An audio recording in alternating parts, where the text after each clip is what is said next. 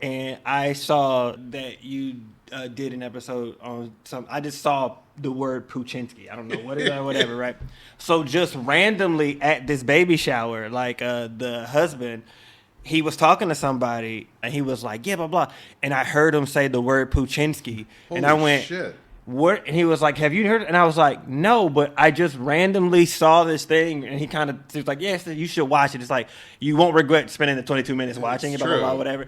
And he was telling me how, he was like, it basically is bad. And I was like, but it was so interesting because I was like, that's so weird. I just saw this thing with color. And then just randomly, like, thing. Right. Yeah. Ronnie, it's us. Right. We're that guy clearly he was a co-pilot head. Oh my God. Okay. Man, it's in the zeitgeist. It's like, the word's getting out, Andy. Sean, we're it's doing happening. it. Hey everybody, welcome to Co-Pilots. I am Sean Conroy. And I'm Andy Secunda. On this podcast, we talk about TV pilots, the first episodes of television shows. Sometimes pilots become long-running series. Others don't make it past that first episode. We're going to talk about all of them. The great pilots, the bad pilots, the weird pilots, the forgotten pilots. We are TV writers, but it should be noted that we are the dumbest TV writers you know, so all of these are just our dumb opinions. So dumb. Well, Ronnie, get it started. No. We always leave it to the guests to kick things Hello, off. everybody. I'm the guest on Co-Pilots today, introducing your host, Sean Conroy and Andy Secunda. Thank you for having us. Yeah, it's so great to be here. We really appreciate it. We have a guest today in person. The great Ronnie Adrian is here. So, Ronnie, tell us why we're here. Yeah, thank you for having us. You ask about pilots, and even as somebody who works in this industry and who writes, you have a sense of what people consider to be a good pilot or what you can watch and sort of. So even when you ask me, those sort of things come to my mind where it's like, all right, what's good pilots that people like that you have kind of looked at as a model of a good pilot, where you're like, I don't know, Community or like all these sort of things that you sort of look to when you are, especially when you're first starting, trying to be like, what's a good pilot that's going to get me a job? Right. And so those things come to my mind. Right. Are you saying you would tear the page off the pilot and hand it in as your own work? I would do, and just hope that whoever's reading doesn't. Ronnie wrote a show called Cheers. This is weird. And just hope that they don't know. It's like, yeah, this thing is just shoot me, but they don't know that. They don't know that. And so it's interesting because that's what comes to my mind. But I was like, well, I'm not going to say any of those. So you're having this sort which of is the right dig. impulse. No, that's great. Yeah. And that's honestly, that was what I was nudging you about. Honestly, the subtext is because, people have already suggested, hey, Heat, Vision, and Jack, or, Cheers, or Breaking Bad. It's like Lost. My Mother the Car. My Mother the Car is always the first thing people request. That was the one we were going to force on you if you didn't come up with something. Oh, okay.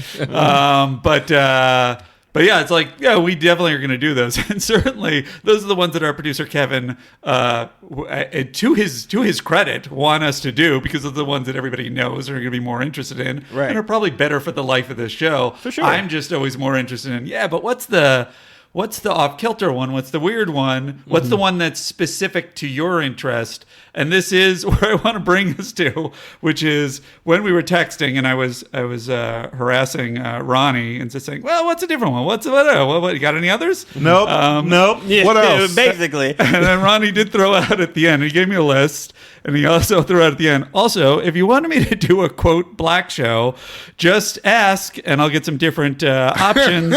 I won't be offended. Shrug emoji. And I just love. First of all, this was very gracious of you, because the truth is we're going to have a lot of shows if we do continue to do this podcast, which is still in question. Andy's still trying to torpedo it every time. Yeah, every time. Getting obscure shows involved. Like, nobody's listening to this. I don't know why. My Mother the Car! But we are going to have shows that are either a very diverse, cast or perspective, and we're going to want different voices other than the two old white guys that are. Speak for yourself. That are one old white guy, one what are you Hungarian? I don't define myself. I see. So we appreciate that offer. Yeah. But it is funny that one of the ones you came up with. That being said, what's really the top of your list was the topic of today's episode, which is the Judd Hirsch multi-camera sitcom Dear John, which one might argue in TV history is possibly the whitest show that ever was. I mean, you could argue. I think there's more. I think there's more white shows that take the crown, but ultimately, this show is the pilot. There's a black guy in the pilot. That's all I'm saying. There's a black guy in the pilot. But I Yes. just also want to underline that the show you chose that we will be discussing the pilot of today is Dear John, Yes. which blew my mind when we got that from Right. you. Did I not say Dear John? No, you did. Okay. You did. Just I wanna feel like it's underline worth. it. No. Because Worth if I'm repeating. listening to the show, I'm like, I didn't hear that right. They're talking about something else. You know? Couldn't it be Dear John? Right. I mean, and also when they say you chose, I gave like 9 options. Right. So I gave 9 options for them to decide which one. So even though it was like the first one on a list of things. You did say, maybe I misunderstood the phraseology, either of the first 2. Okay. And Dear John was in the first 2. And that is true. That is true. But I also was like, but any one that you want, it's fine. We always like to put our guests on the defensive about their You choice. chose the one that we forced you to choose. Whatever the case, I was delighted just to think of the conversation the three of us would have about it. Yeah, I mean, where to even? I guess here's really where we should begin. I was just going to ask Ronnie, like, why Dear John? Yeah, exactly. It's interesting because I can watch something and think something is good, but I don't hold on to stuff in a way that it's like, oh, I'm so passionate about this, and I'll talk to anybody who will hear me when it comes to this pilot or this thing, or it moved me in this way. But I can recognize something that is good or something that I like. So even with this particular one, it was interesting because it's just one that I just had remembered, right? And I remembered it because it was one of those shows. If people could look at my list, a lot of the list has shows on it that if you grew up without cable and at a time when you didn't have many TV options and you watched basically whatever your TV could make out with your antenna. And I'm assuming I'm assuming people who are listening to this are not 19-year-old Gen Zers or whatnot. I'd Like, love to sure, get them all. sure. But I feel like I have to preface everything. But Right. when it's like back then, and it's only the channels are like Fox, NBC, or like CBS, and Right. maybe one more. I'm forgetting or something. ABC, right? Right. And then maybe PBS as well, depending. But when you're going the through classy guy we're dealing these with here. when you're going through these channels and you're like, well, which one has something that I can stop on? Okay, Judge Show, no. This thing, no. I'm a child, and this type of thing. And so this particular show, I remember because it was sort of one of those sort of spring break, maybe after Christmas sort of things where like I'm at home, my mom's at work, I'm the only one at home or whatnot.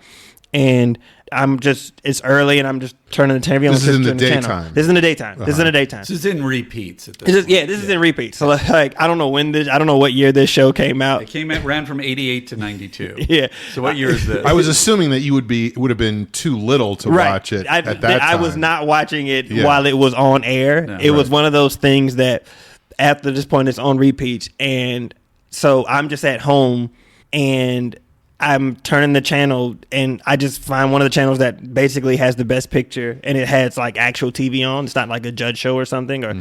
And it was the first thing that hooked me is the theme song.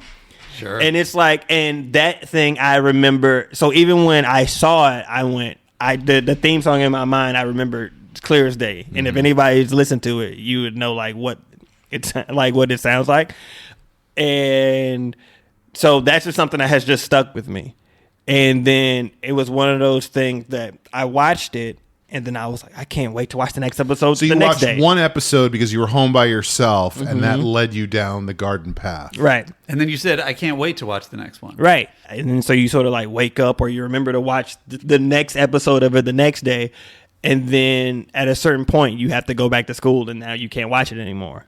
So you got the theme song, and I completely agree. I think this is one of those theme songs that probably the most effective, particularly this kind of TV show, the most effective theme songs you can make are the ones that become an earworm, and you can't get out of your head and keep it because it's a constant advertisement in your head. And I will just say, and I could be totally wrong about this, Kevin. Can you look this up?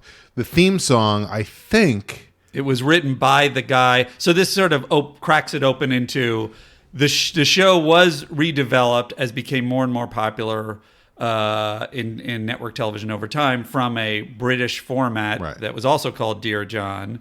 And then when this was made and was then imported back to Britain, it was called Dear John USA. But it was written by John Sullivan, the guy who wrote the theme song for the original and created the original show. He was actually the original writer, which I thought was kind of cool. Yeah.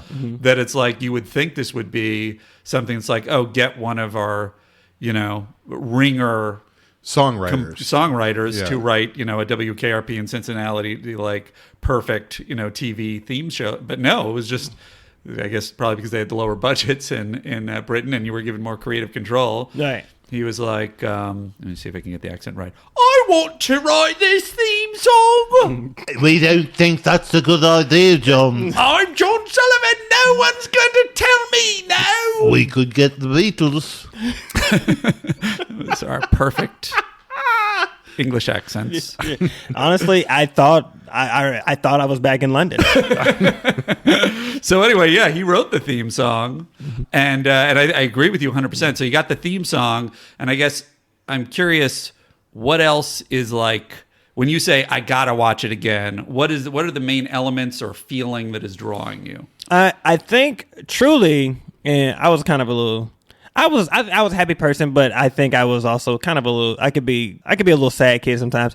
So I think there was like the theme song is kind of somber, so it kind of puts you in a mood. And then you get to. It's actually deeply sad. It's true. Yeah. And I don't know how long they repeated the credits, but in the credits, it says it like shows the whole note. The note, and I don't know if you guys saw it. I did see it. It's awful. It says in the note, it says, "I hope that in time you will understand why I had to leave. The love that I had for you has died." Yeah. It's in the opening credits. But not just died many years ago. Right. Like, yeah. So he's sitting there going, "Oh my God, this last 6 years has been a lie." It's fucking awful. So little Ronnie Adrian is watching this going like, "This is my show." I identify with this. Right. I'm a little small. It was one of those things that you just kind of want to see what happens to this guy, and I think that was something that kind of. Stuck with me as well. But I in the realm, I think it's interesting to know, and maybe that's, and I think you can say this about a lot of stuff, but I think in that era when you don't have like you have today where pretty much people can just watch whatever they want and they can just live in their own subset of watching whatever they want. And you can sort of choose the genre of things and then that's it. Then you sort of didn't have that option as much. So you basically just watched what was on TV.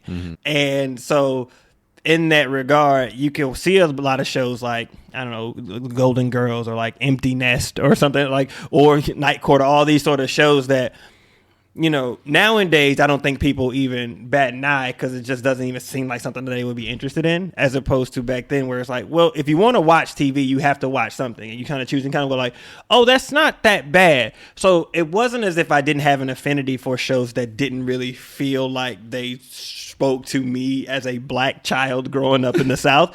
But because you sort of get this idea, it's like looking out towards something that feels like so unconnected to you that it is like, wow, what's going on in these people's world? Right. Like that's because it's not my world.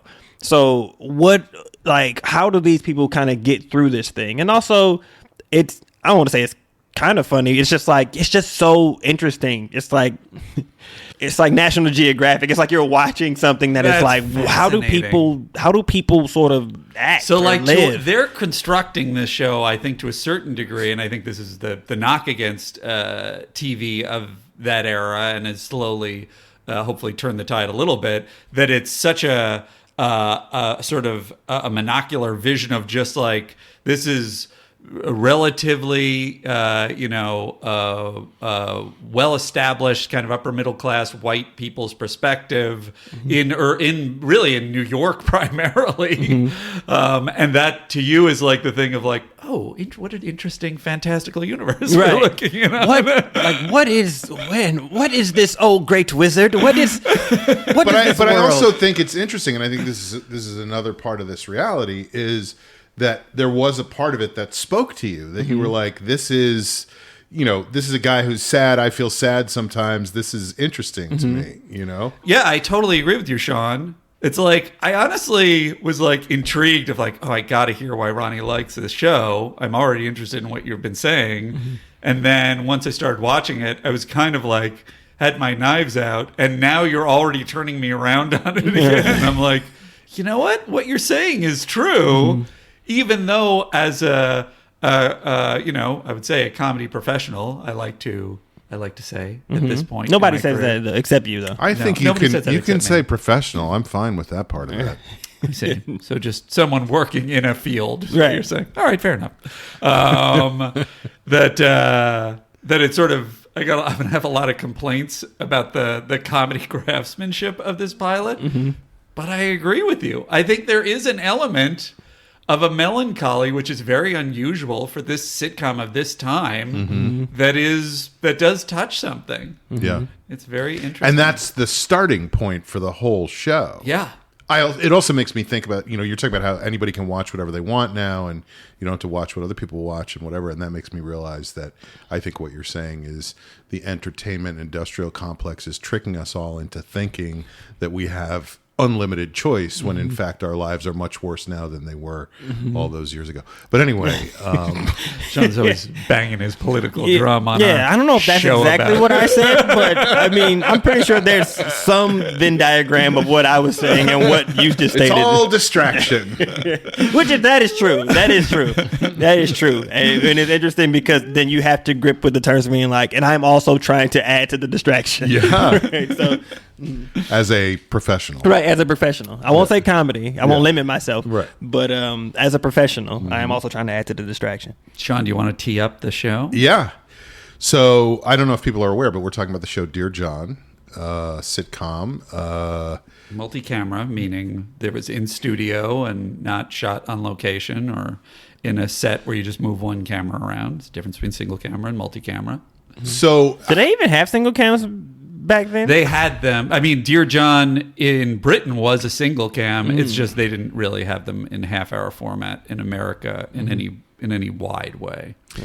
and They kept threatening to do it as like, no, but next because they knew it was the hipper way to go. Like, yeah, no, we're gonna switch. This is the year, and then they would invariably not pick up any of the single cams until. But here's my question, and we'll get into this pilot episode in a second. You have watched more episodes than just the pilot. Yeah. You have, I don't know, have you watched more than just the pilot? I watched snippets, I think, over time, and I think, generally speaking, whenever I would watch it at the time live, because I'm older than Ronnie, I would go, all right, I'll watch a little bit of this. All right, that's it, I'm out. But my question is, does most of the show take place in that room? No, they switch it up. And like, even as a reminder, I even watched the second episode, and it's interesting because even when the second episode, they're in the room, it's a different room than the pilot room. And I was like, okay, that's interesting. Bigger budget. We got picked up. Right, As exactly. usually, yeah. Well, actually, the room seems worse. So they got a that's different an room. interesting but note. they're like, oh, but this seems like something that's more doable to the thing. So it's clearly like, cool, we shot the pilot. Oh, it looks like we're going to get picked up. We got to sort of like do this thing all over again. So they have to Yeah, so they it's the- broke down the set. Right. They didn't have the set. Right. But it is interesting they made it smaller, and I wonder if that's because they built the original set with the one sight gag in mind of all the people that have to leave the room. Right. And then they were like, well, it's intimate. We don't want this giant room for these 5-6 people. Right. And then so they did that, and then they went basically from that room to a little, I guess you would say like a bar or something, so like a bar set or whatever, did that thing. And then they ended up leaving and going to one of the guys, like the nerdiest guy, his apartment. Ralph. They went to Ralph's apartment, and then they just spent the rest of the episode at his apartment, basically. So I wonder where it went from there. So the thing that I thought was also interesting, especially about these, and I would have to watch more episodes to sort of see if that is the trend, but the idea that they don't really do B story sort of aspects of any stuff. It's just like, John is here now. John goes here, and wherever John's at, that's where the story is. Right. And we don't, and maybe as it goes on and we get to know the characters more, maybe we'll get to spend some time with the other ones. I don't necessarily remember a thing. Gary, this is the guy from Taxi. Why would we want to watch anybody else do anything? I mean, the truth is it probably was set up that way. And I was just listening to an interview with Mary Lou Henner talking about when he came into Taxi, it was already the Judd Hirsch show because he was a, quote, big star. It wasn't a quote big star. He was a big star at the time. He was a big star on Broadway. He was a big star in movies and TV, Ordinary People, and so forth. And so when he went into Taxi, it was like built around him. And she was talking about how generous he was in terms of letting it be an ensemble, which of course is the right move for Taxi because everybody in that show became a ringer more or less, a comedy ringer, and then Not a bell ringer. and then in this show, it's even more clearly like this is all built on the fact that we have Judd Hirsch. So what do we got for Judd Hirsch? So there's definitely going to be even more like, no, don't pay any attention to anybody else on this show. Hey, look, you're on the call sheet, but just so you know, your character does not matter. So We actually put him as number one on the call sheet and then had 9 blank spaces and then started with everybody else. Your character, even when you feel like you have a comedic moment, is solely done so we can see what Judd Hirsch's reaction is like. Well, what the? this is a larger thing, and I guess we would get into as we go, but it really, part of my problem with this show, I think on initial watching, is that Judd Hirsch is the one that it's tilted towards us locking into, and he has this wound in the credits, this trauma, and then he's dealing with these people, and you're kind of waiting for the rest of his character to kind of become established other than just the pain of the divorce. And I kind of feel I don't feel it's definitely not established in the pilot, and I wonder what your memory is of, like,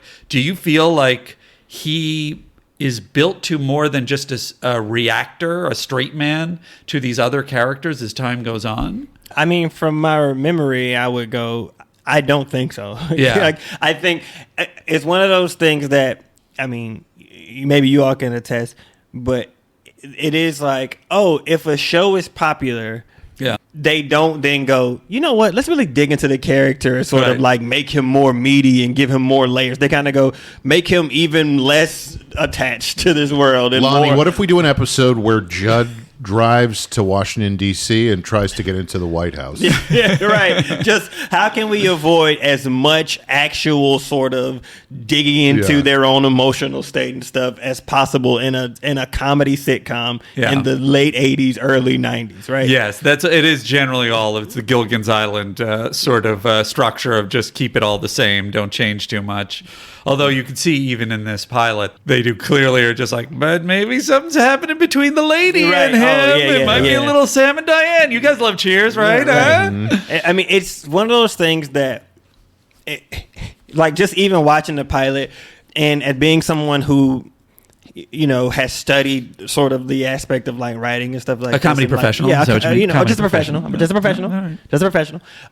It is interesting because they hit all the tent poles of this is what you need to make a multicam comedy. Right. You need this character, and then it's like everybody hits the beats. It's like, all right, here's the straight man that's like the world that the world is happening to. Here is the like over the top sort of sad sack guy. Here's the overly confident guy who does thing. Here is the woman. And then and what does the woman do? Usually their character is there to be like, you do too much of this, or Right. everybody needs to calm down. And then you might have like one woman who's like just a little silly, or she'll say something that's like, you can't say that. You're this. You know? That's And then, what of course- killed me about that final moment with the woman who was just sitting there the whole time. Oh, right. Was like, oh, here she comes. Here she comes, and she comes back in the second episode. Her yeah, and the she's a other regular guy cast who member. doesn't talk, but he was also in there. So Well, and I think from what I understand, he never spoke. Which is a great bit. Yeah, like he was there the whole time, and he never said anything. And I Oh. think you're forgetting that in addition to all the standard, stereotypical characters, then they include the diverse character that's just the token in there. Oh wait, no, they don't. No, they don't. They don't. No. The thing that got me about this one specifically is, when he sort of goes to. I don't.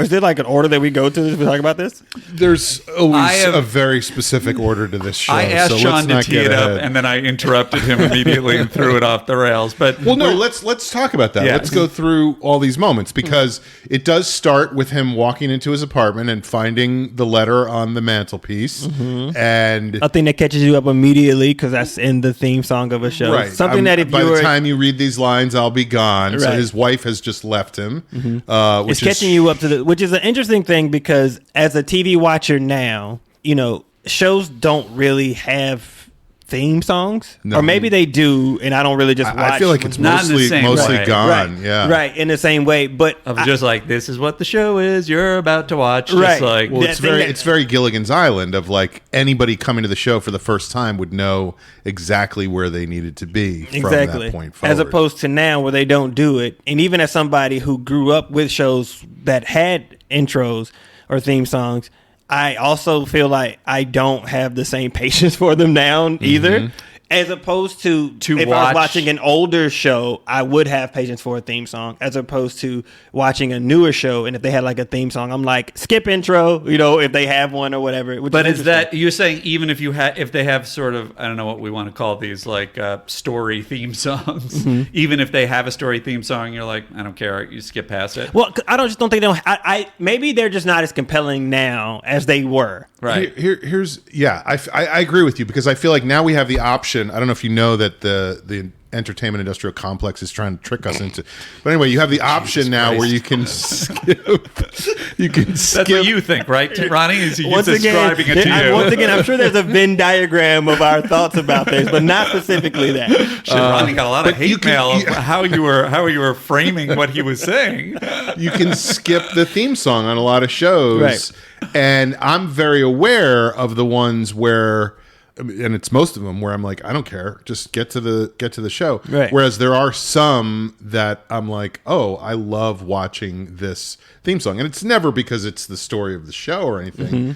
I'm trying to think of a good. Oh, Slow Horses, which is on Apple TV right now, yeah. has like a great new Stones song as the theme song. So That's every kind of a time, ringer of like, you got the Well, but Stones that's what I'm to saying. do Like a it's- great new song. There's a way to figure out how to Right. make the theme interesting. But also visually, that's really. We should definitely do Slow Horses. By Yeah, the way, yeah.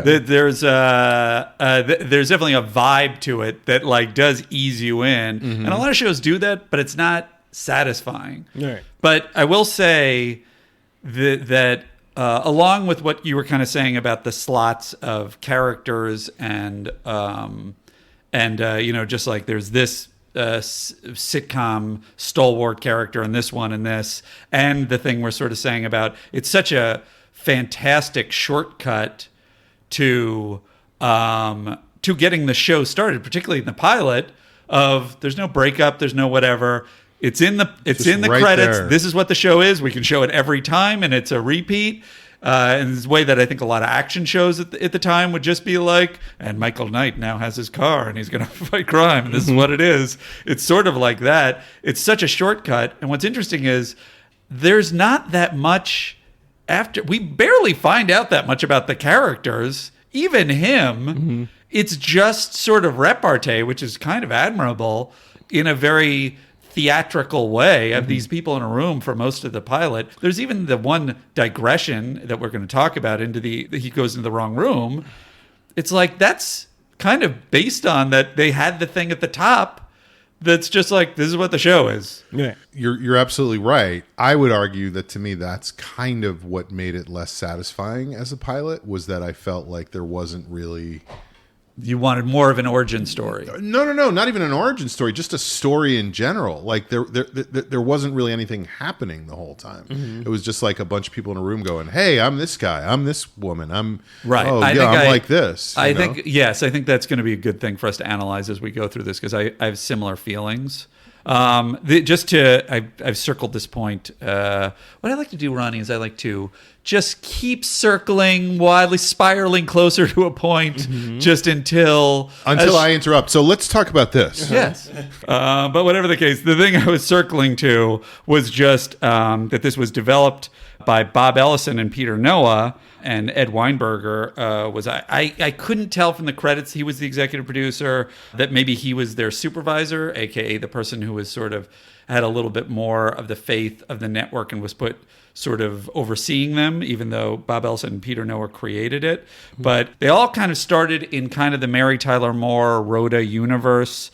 Bob Ellison started on Mary Tyler Moore.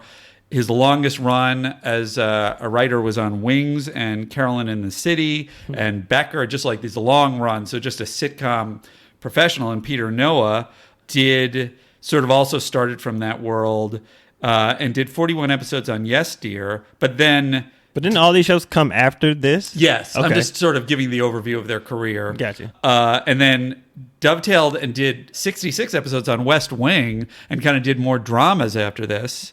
But the thing, and then Ed Weinberger created The Cosby Show. He created Phyllis, The Betty White Show. He co-created Taxi. So he probably had that relationship with Judd Hirsch. So I don't know if that was why he sort of was in the mix here. But I guess my point is, these were people who were, to your point, Ronnie, were like, these are long time, old school, mainstream, multi-camera sitcom, and I can say it, comedy professionals. About them, sure. Right. And the last thing I just want to say that's sort of an interesting side note in looking at the credits, and as always, call our tip line. I would love to know more, or just drop us an email. Andy, it's Peter Noah. I would love it. I would love it. But like Peter Noah left after the first, and got another show immediately. So I do wonder what the backstory was. He like, oh, I can get an hour long and kind of diversify? Is it?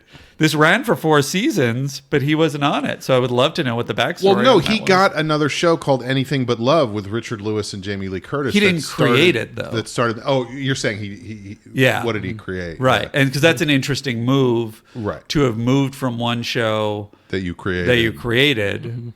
To another show that you're just on. Accepting all this responsibility. You say with Richard Lewis and Jamie Lee Curtis? Do you not even know it? No. What a show. Oh, what a cast of we two should people. cover that. Like, that was a good show. That was one that I really loved and watched from beginning to end. I never even heard of it And it until was last night. It sort of was very smartly was sort of sets up these two people that there's sort of a hint of, there's something going to happen, and then they don't, and they become friends for the bulk of the series. And in the pilot, it sets up that they're that's my memory. That's what it seemed like from what I was reading last night.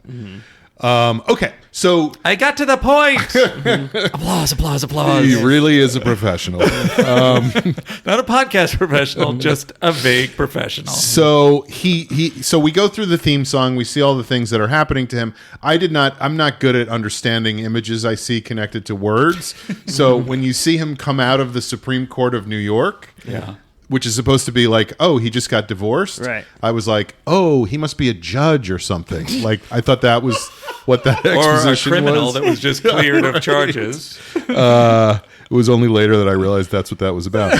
But then So then, so we find out all this stuff about how terribly his life has gone with his wife, and then the first scene is him moving out of his house. He walks out of his house with suitcases, I think, and then he's moving into Very odd couple. his new apartment, Which you got. Yes. Okay. I didn't realize it was an apartment at first. I thought he was just. I thought he was a door-to-door suitcase I was like, oh, salesman. he's at the doctor's office. Will they explain that in the scene, or do they show him moving into a crappy apartment before the scene? No. They explain it in the scene. Yeah. So they have humans She's explaining it to you. Tell my brother this apartment that he's moving into will be fine. Like it was such a. Yeah, they gave you everything. They gave you I was like, oh, that's such a. Hey, you're going to forgive us for this because you just need to know what's going on to get us to the thing. Do you want to hear a bunch of labored exposition, or do you want to be going, what's going on? Tell my brother when he's moving into this new apartment from his divorce from his thing. Oh, so and so forth. Oh, can you believe it? His best friend. It's like, okay, everything is like letting you know all the By stuff. the time he read those lines, she was gone. We already heard that in the title song. We don't need to. We're cutting that line, Carol. We're cutting. But for the record, I would love it if people did that more in life. Just stacked everything for me because I can never follow what's going on. That's how I do improv. I get you to focus for a good 15 to 20 seconds of backstory. Then, hey, now that you have all the information, have at it. So he's in his new apartment with his sister and his brother-in-law, Played by Richard Portnow, Yes. who we the both brother-in-law, not the sister. The brother-in-law, yes. By the way, that's a joke they would do on that show where it's like somebody misunderstanding a statement. And, yes, and then there would be several other lines. Of him going, oh, I didn't say the wrong right thing. And Richard Portnow is one of those, just constant journeyman actors. And we're going to have a couple of them in this.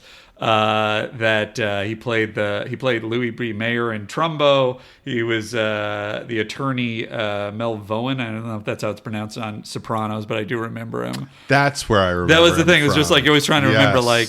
I sometimes refer to it as what's my claim to fame on it for this guy. And then Detective Mastrianetti and Barton Fink, I think, is the more of the one that I knew him from. But to your point about the exposition, Ronnie, he's in this episode and never seen. He's only there as a conduit for exposition, and then they dispense with him, and he is never seen again. Well, it was also interesting to me. I don't know. This is one of those things we were talking about before, where I felt like it was not real. It's not a real thing, and it was just done for like, oh, this will be hilarious. This pushed reality, where there's a guy just going, boy, you really have a terrible life right now. Your wife sleeps with your best friend? That must feel awful. Right. You know? Here's an interesting question. I like to call my questions interesting before I say them. Okay, well, let's see. Here we go. I have the buzzer ready to see whether or not it's interesting. I'm going to wait. No, I'm not going out on stage yet. I'm almost ready. But it's an interesting question of you're creating this episode. You have to get this exposition out. Why do you add that character? And I assume the answer is like, oh, well, we want a character that is a little bit more pushed and he's being more insensitive to John. But the sister is not our main character either. Why don't you just make that the persona of the sister, that she says too much or says things that are insensitive without realizing it? And it's like, did they know that the brother was going away and the sister was going to be our more of our central character, or one of the recurring characters that we didn't want to lock her into that character? But it's just like, just maybe, give her a funny game. But I think it's also, and then have it just be her. You're and saying Hirsch. make a woman funny in the. I do wonder if that was maybe the subtext. I mean, because you could have had the conversation between her and John. You could have, but I think you also go, and maybe this is them. All right, she can't be talking to herself when she's explaining what the scenario is. So then if it's like, well, do you go, hey, your new apartment, John, it looks really nice since or do you have the sort of difficult conversation or talk about the difficult points about his experiences right now? You have that conversation with somebody else. So then when he comes in, it's like, oh, So I think it's like I think- understand your point because I have a bigger sort of issue that sort of like hovers around what you two have been talking about. Is it an interesting issue? I wouldn't go that far. You did. Oh, good. I wouldn't go that far. See, Ronnie, the way you hook him is you frame it as this next thing I'm going to say is interesting. Thank you for telling me. But yeah, because I want to hear what that point is. So remember, the point that there's a thing I have to say in response is I agree with you. That is the easiest, perhaps laziest way of getting to it. And I've done the lazy version on many an occasion. To have this other character be like, "Hey, I'm talking about Sean before Ronnie comes. I'm talking about Ronnie before to Sean." Were you talking about me before I got Jesus, here? I really blew this whole point.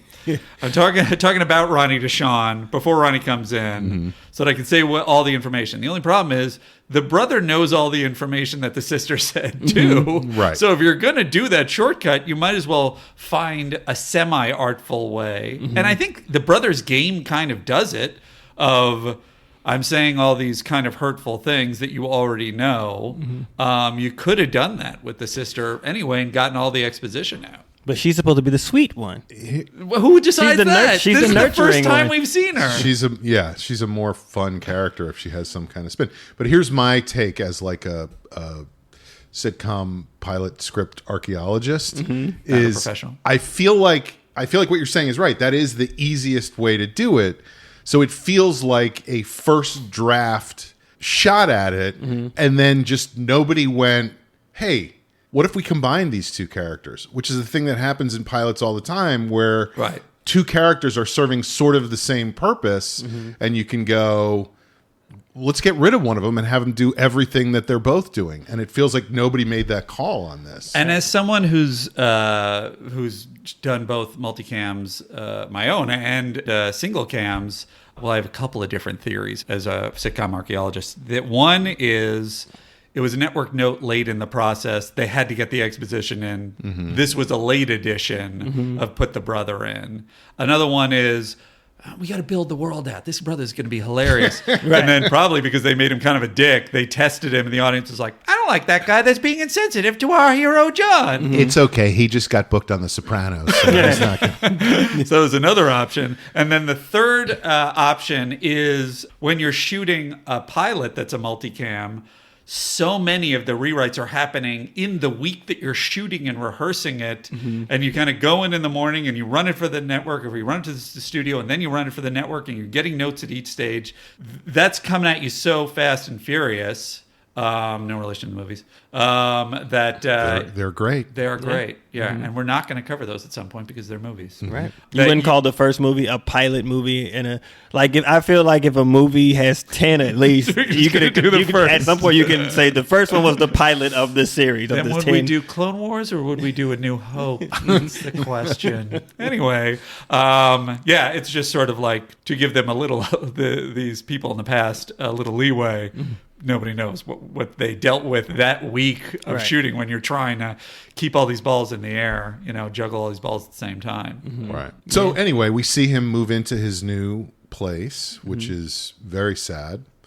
And then she suggests that he get involved with a group of some sort called 1-to-1, which is a place that he'll meet people and be able to maybe start dating again now that he's divorced. And I'm sorry if this is an obvious thing that I'm overlooking. Why is it called 1-to-1?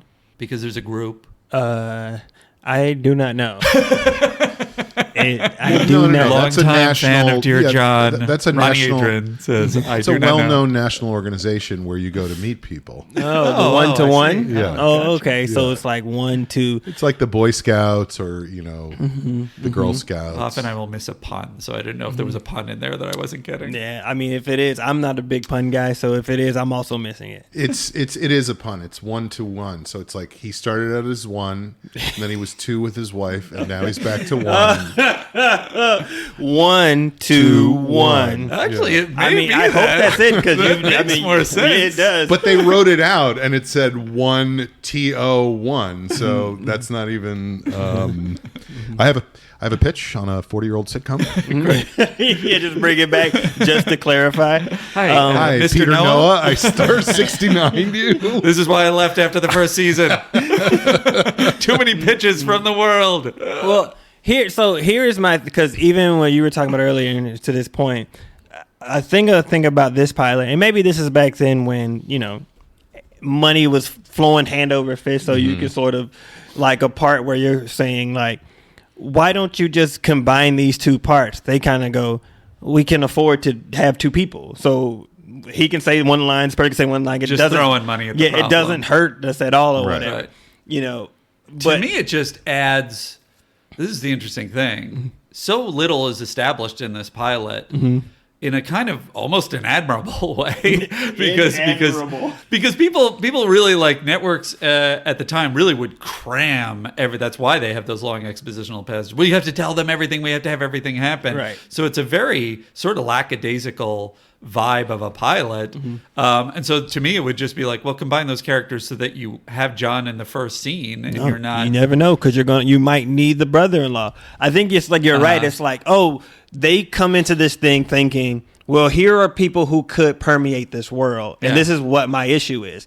It's that in pilots, oftentimes people are willing to sort of accept the fact that a pilot might suffer because you're spending a lot of time introducing characters that now that they're introduced, if you give us more episodes, then you can kind of see them come out in a more fun way. And, you know, and the great pilots are the pilots who sort of like do that thing, but in a way that's like, man, they did it so good. So Right. when we talk about some of these pilots that, you know, that I didn't want to sort of recommend, Right. it's like, oh, this is the way to do a pilot. Right. As opposed to sort of the way A that textbook. the Yeah. majority of pilots happen, where it's like, it's an interesting idea and you get bogged down a little bit because we're introducing all these characters. Right. But you're like, okay, let me give it another episode to see like if I actually like this show or Right. not. You want to come out of the pilot going, I know it's his mother and I know she's a car. Right. I know it's his mother. I know it's a car. I know it's a dog that surfs or whatever, you know. I don't know that I've seen a single episode of that, so I don't even know if it begins with like, and now my mother is the And now- car. But my issue, particularly with this one, after even rewatching it, is they introduce so many people in a way that you're like, is this somebody? And then they aren't. Or you're like, or do they come back? Because even when he goes to the first room, I'm thinking like, oh, okay, The guy next to him is a big deal, and the woman. and the woman, Yeah. and I was like, oh, okay, right, like, yeah, and then the thing happens, he doesn't, and then you're like, huh? And then so like with the sister or the brother, you're like, they're doing these characters, and you're like, who is important here? Like, this is not how you do And I this. think that's problematic in a pilot because then you're like, I'm not sure who I'm supposed to be watching right now. I think by the end of the show, it's okay, but I found it confusing early on because I was like, when is the brother-in-law coming back? Right. I want to hear more about why his life sucks. Does he run back You know? into the black dude in the hallway? Like, Right. when does he like? When does he start dating the lady who's running the AA meeting? Right, right. And it's just like, oh, okay. I guess they were just sort of there for the joke of it all, but he was in that space just like a tad too long that made you feel like, oh, this might be important, and it's like, oh, this isn't important. Well, let's get into that because I have a lot Okay. of opinions. Yeah. So that's archaeologically speaking. About that's this whole thing. that's the next. I like that I coined a new phrase. It's the meeting is the next scene. He goes in. He goes to the 1-to-1 club meeting, and The mysterious 1-to-1 club. Why is it 1-to-1? first you were 1, then you were 2, and now you are 1 again. Oh, that's absolutely what it is. That's 100% what it is. I'm so glad other people didn't get it too. I don't know. I didn't. No, that's definitely what it I is. don't know. Now I that I think see it- Sean might have just made it make sense. If you ask them, they would go like, somebody just came up with the name, and we were like, that It's sounds like right. people No. spending time with each other. Yeah, It's clunky branding, but it is clever. I think that is what it is. I don't. Okay. But anyway, they're in the meeting, and Faye is the woman we meet, and we're very charmed by Faye, and we're excited to see how she eventually ends up dating Judd Hirsch's And she character. has a lot of personality in a way that makes you feel like this character is going to stick Somebody. around. She's obviously Yeah. a well-trained actress. Yep. She's a comedy professional. Yep. And then he sits down. He's uncomfortable. He meets the guy next to him. Frank. Who's Frank. black? Who's black? Who is black? The one black character? Yep. Yep. So here's the thing I gotta say. Interestingly, because I don't see color. I didn't even notice. I was just Right. looking at. But the interesting thing about Frank, who was played by Brent Jennings, and I was like, I know this guy. Who do I know this guy from? And I started to look through his credits, and suddenly I was like, wait a minute. And even before I got to this in the credits, he's again one of these it's really interesting going back to some of the pilots which were further back, and then saying that guy's so familiar, and it's like, what was his claim to fame? What was the thing that I know him from that's clearly the What big did he part? do later on? And it's like a lot of these people are not. They were just someone who is perpetually woven into the fabric of your life in small parts throughout decades, and you're like, oh, I know that guy so well. And Brent Jennings weird guys is one of them. But in the last year, for some reason, I became. Ronnie was talking about TV shows you'll rewatch, even though you've seen them again, just sort of because they're comfortable and you know you're going to enjoy them. And Moneyball became one of them. I am not a sporto. I don't like. I was a Knicks fan. I was a Jets fan. I don't really like follow Die Hard in a Die Hard fashion. You almost got to speed up at a Giants game once. That's true. I kept shouting JETS and got a lot of cold glares. But whatever the case, watch Moneyball for some reason during the pandemic again and again, and then started to watch little scenes. And one of the scenes that I locked in on, which I'm about to show to you guys, was with Brent Jennings as one of the coaches who goes with him to hire Scott Hatterberg, Chris Pratt's character. And I was just like, this guy is a comedy surgeon. This guy is amazing. It's a tiny part. Everything out of his mouth is perfectly timed. And it's interesting because he has 2 lines in this pilot, one of which is just, John, you forgot your paper. And they're fucking precision. They're perfect. This is a long time ago. So anyway, I just wanted we don't know if we're going to include it or not, so you can cut this out if we don't. But I just wanted to show you the scene. But the thing is you don't know how to play first base. Scott? That's right. It's not that hard, Scott. Tell him, Wash. It's incredibly hard. Hey, anything worth doing is. And we're going to teach you. Wait a minute here. I mean, what about you? Jason's gone, Scott. You want me to take Giambi's spot at first base? Yeah. What about the fans? Yeah, maybe I can teach one of them. The fans do. Good one. The fans do. It's just... He's good. You know what's funny? Hey, don't undersell it, Ronnie. This guy's... No. Yeah. I honestly didn't... Seeing this clip, Yeah. I'm like, oh, I know who that guy is. And I've seen him and stuff. And he's usually he's kind of in that same vein, the black guy in the thing that's like, come on, man. This sort of that attitude and whatever the thing is. The black voice of reason. Right, sort of thing or whatever, the no nonsense. I'm tired of putting up with this sort of character that's inserted in some of these things. So it's interesting because seeing him in that younger, I didn't realize that him and that guy were the same person. Right. So seeing him seeing him there, I'm like, that's how I remember him from stuff. It's interesting because I didn't even put that together. Yeah. Interesting. And his big thing has been Lodge 49, which I never have seen any of you guys. So apparently he finally got a sizable recurring, if not regular, role on that. So good for him. But I think what we should point out to what Sean's been pushing also is there is a world of people who have been woven into our lives, through these things for decades. And now Hollywood is trying to take that opportunity away from people, being able to make a living and being able to support themselves through roles Ronnie. and stuff like this by being able to pay a Goddamn fair right. wage. Yeah. Guys, we're going to have to go to corporate sponsors. I don't want to offend our overlords. You are goddamn right. I'm going to invite you to a meeting. Oh, okay. All right. And that's where our say Venn diagram meets. Capitalism works. That's my stance. We have an organization called 100,000 to 1. I still don't get it.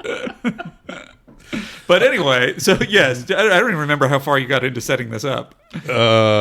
Did you say? And then the guy, he sat next we didn't to the get guy. to the part where that she says, we have a couple of new people here. Let's have them introduce themselves. And they both look like they don't want to be the one to go first. Certainly not Judd Hirsch, because this is very uncomfortable for him to be here. And so the other guy stands up and says, hi, my name is Frank. And everybody goes, hi, Frank. And he goes, I'm an alcoholic. And that's when Judd realizes he's in the wrong room. So here is my experience of this, and you guys can tell me yours. As soon as you talk about like unnecessary excess verbiage in a pilot, as soon as he goes up to her and says, I'm John, I talked to you this afternoon, whatever, and she's like, oh, I don't have you down on my list, but please have a seat and join us. Why take that time? Other than later, the lady says, oh yes, I spoke to you this afternoon. But yeah, you could just spoke to you this afternoon. That's exactly how you said it, actually. Yeah. So good job, Sean. thank you for committing, Sean. So like that happens, but that could have happened anyway without this shoe leather as we Well, we there's call it in very the biz. pilot-y sort of aspects in this episode, because even that point is when he realizes he's in the wrong room, and then like he's sort of thrown out of that room. Like the other thing is across the hall, and then he's peeking into the thing. He doesn't go in. He's like peeking in, because I guess at this point he's like about to give up. Like, no, I'm just not going to do it. He kind of peeks into the room, and she walks over and she's like, hey, may I help you? And he's like, Good one, Ronnie. Good one. thank you. And he's like, fun no. accent. And the pilot aspect is that this person just goes like, oh, your name's John, right? I spoke to you. Where it's a thing that is like, you don't usually do that too often in a way that's like, Right. people don't really just then start just assuming stuff. But in a pilot, it's like, you're the thing, right? I talked to you. Come on in. Like, da-da-da. In a way that only happens in television shows. I think that is true. I will say that I will have an unusual moment of defending this pilot in that I do think, like, at least it's sort of woven into her character that she sort of tries to be the mama bird to all these people. And so she's like, oh, I know everyone's uncomfortable. Sorry. I know everyone's uncomfortable when they Nailed come in it. here. Hello. Yes, very Miss Doubtfire Yes. sort of I would have liked Robin Williams in that part in you drag. probably would have liked So it are too. you pitching to cut Faye from the other No, scene? all I'm saying is that moment was like he could have just come into the room, and I don't know if it was a network note of like, but why is he in there? Why didn't he know it was the wrong room? And you have to do that. But it's like all of that setup, I'm immediately like, oh, he's in the wrong room. And so then I'm in my head, and I wonder how your civilian audience would respond, because I feel like they would respond the same as me as a comedy professional. That they would go, all right, well, so he's in the wrong room. It's obviously going to be some twist. The obvious twist is that it's an AA meeting, but that's not really a hard joke. So what is it going to be? Is it going to be what harder, more offensive, more on the edge things? Just like, no, it's an AA meeting, and that's the big drop that they took like a minute and a half of network airtime to build up to. So here's this is my take on the whole thing. Yeah. To me, that was the only moment of the entire pilot that I enjoyed. And did you see it coming, or you didn't? I didn't see it Oh, coming. there you go. So I'm in the wrong. I liked that, and then I liked the heightening of that beat in the other room. Well, that brings me to the other sort of trying to peek into their heads moment for me is I was like, ugh, that's such a... Yeah, I get it. He went into the wrong room. We took so much time. I kind of admired, again, that it's like they took so much time. But to me, that's because they're setting it up that that's the pilot, and that's what they're going for is like, oh, this is the woman he's going to end up with. Like traditional sitcom That it's almost thinking. a meta... Well, that it's like, yeah, the joke is... Misdirection. Yeah, misdirection, Right. exactly. Yeah. I think it kind of ends up being that. So I kind of can't fault you for that. I don't know that I've seen enough evidence of that sensibility thus far, and maybe Ronnie, you can speak to it, whether there is more of a commenty kind of hip perspective outside of the sitcom on the sitcom that existed later in the series. I don't see enough of it in that moment to prove to me that was their intention. I think that Judd Hirsch's strengths, or what they're digging into, is his reaction.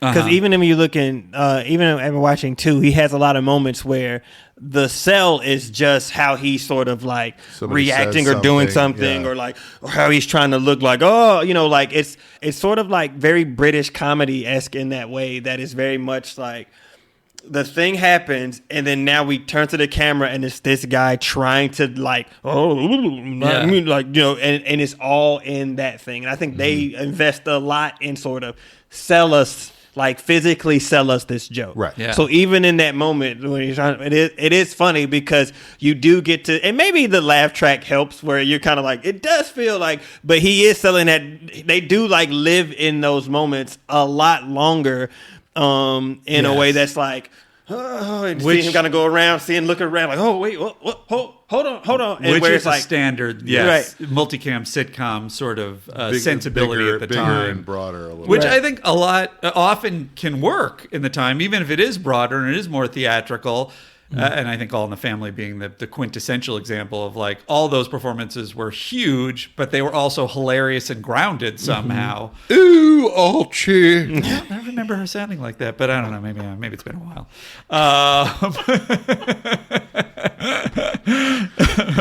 Tune into our alternate podcast where we just do every television show with a cast of Mrs. Doubtfire's. Oh, you bad, you dingbat. it was a run by Fruity. Anyway, What are you talking about, Willis?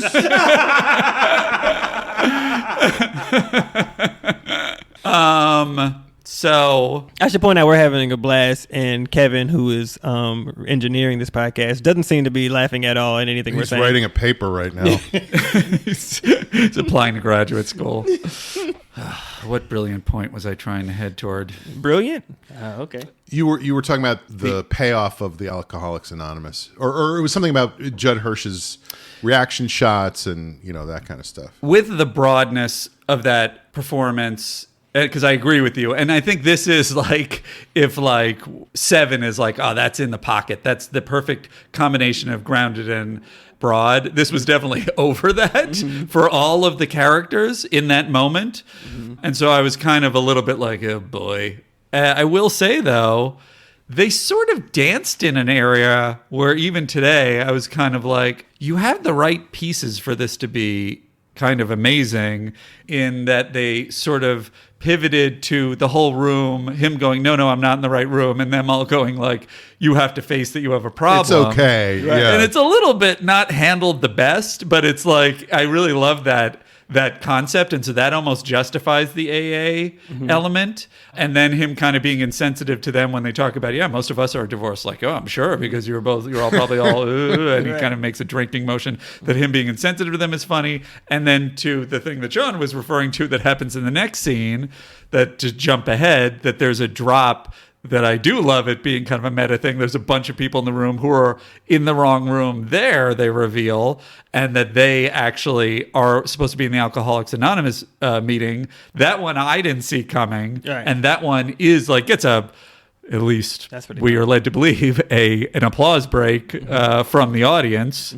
I would hate to think that part of the canned laughter is that they add an applause break. I will say I was watching it here and I applauded, and I don't know if that was because of the applause from the audience, Right. but And you also turn to as though there were people next to you. You go, that was amazing, don't you think? Right. Oh, I'm alone. What the nitpicky thing that I'll express about it is then the woman, the runner of the 1-to-1 session, goes, well, let me go see if we have any more people over there. And in my mind, I was like, well, Judd Hirsch just came over there after saying he wanted to. So would somebody be over there and they stayed, even though he just pointed out the fact that these are the two things? And then she brings back the guy who Very never good talks. point, Ronnie. So I was like, it's like that sort of thing that is like, well, how do we get her out of the room so they can talk? Yes, that's what that felt like And, to and then me. it was Yeah, like, yeah. You would have and then been the person that was instantly like, hey, I'm pitching jokes on this pilot trying to get a job. We're not hiring him. That guy's going to be a problem. I'm doing exactly the thing they tell you not to do, which is, hey, don't poke holes in the things. Captain otherwise people Plot don't- Hole. Yeah. But it's you're 100%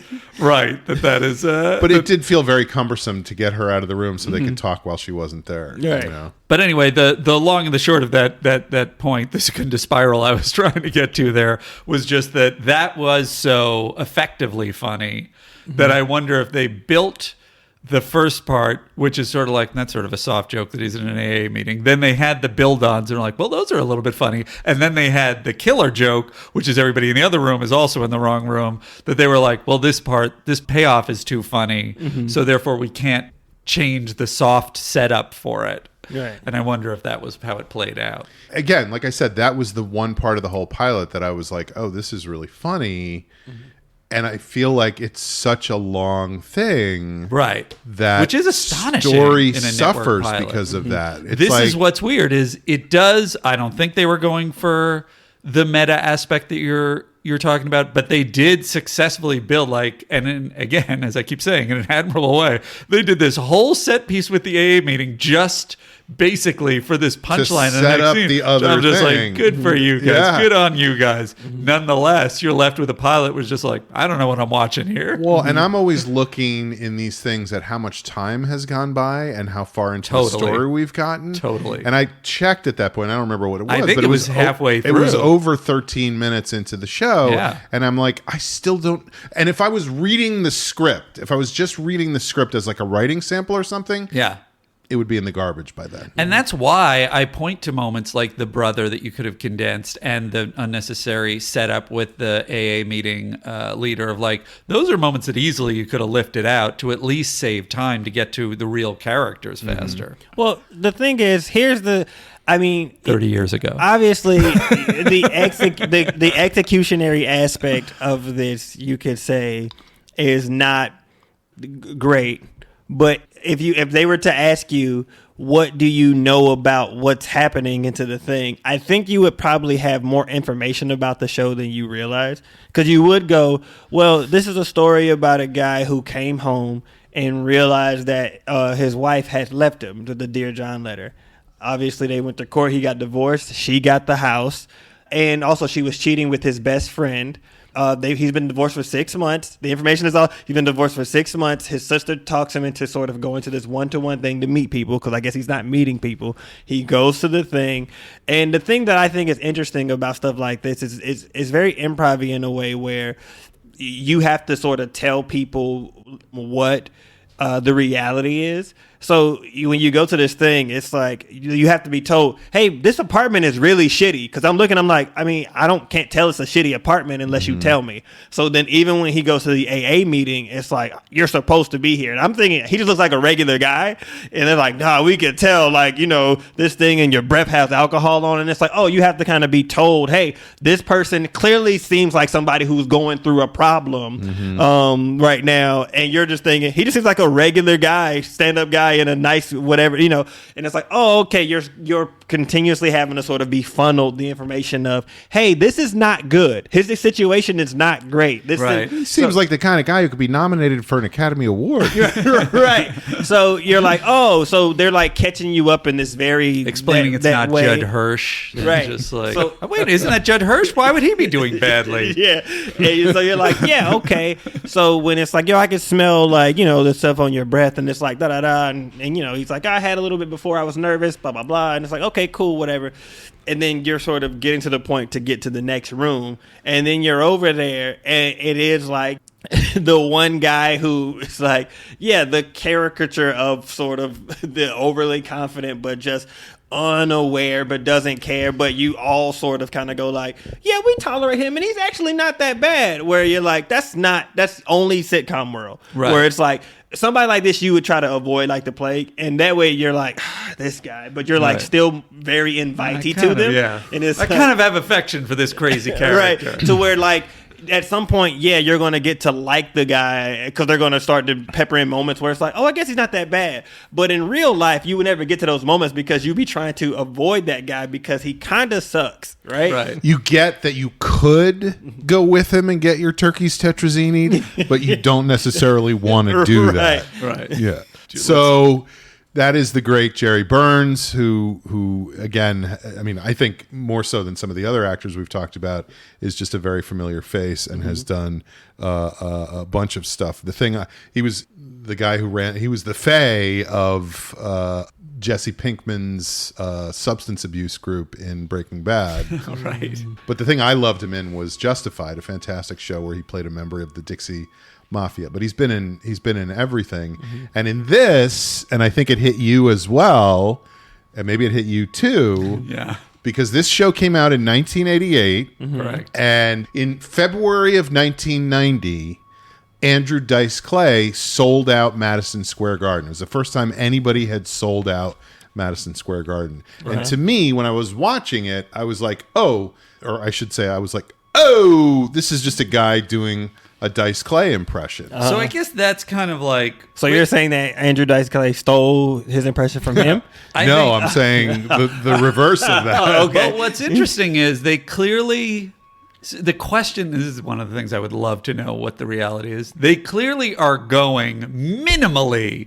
It's kind of an Andrew Dice Clay character. Right. Minimally. And maximally, they're going, I think we should just get Andrew Dice Clay to play this. And then they couldn't get him. Right. And I guess that was part of my question of just like, because it's 100% Andrew Dice Clay's act, even with some of the mannerisms. I mean, he totally. doesn't do this. I was waiting for him to smoke a cigarette across the top of his head. But he was Andrew Dice Clay prior to this. Had sort of like been in Pretty in Pink and Crime Story. He had I think he just had a recurring. I don't think he was a regular. I'd definitely love for us to do Crime Story at a certain point. Have you seen Crime Story? No. We're doing it at a certain point. Oh, okay. So just buckle up. Oh, okay. To listen? But you're going to subscribe, right? Yeah. After this? This is how we've been getting subscribers. Oh, we have 4 so far. We're working our way up the chain. All of our reviews are, I liked this when I was on. Yeah. But he didn't seem to, in terms of sort of media properties, have that much going on. So I have to assume he was offered this, and maybe, I guess because he was at his pinnacle as a stand-up, he was like, this is not, this is not Andrew Dice Clay level money I'm going to be trading. Hickory dickory dock. This chick was sucking my cock.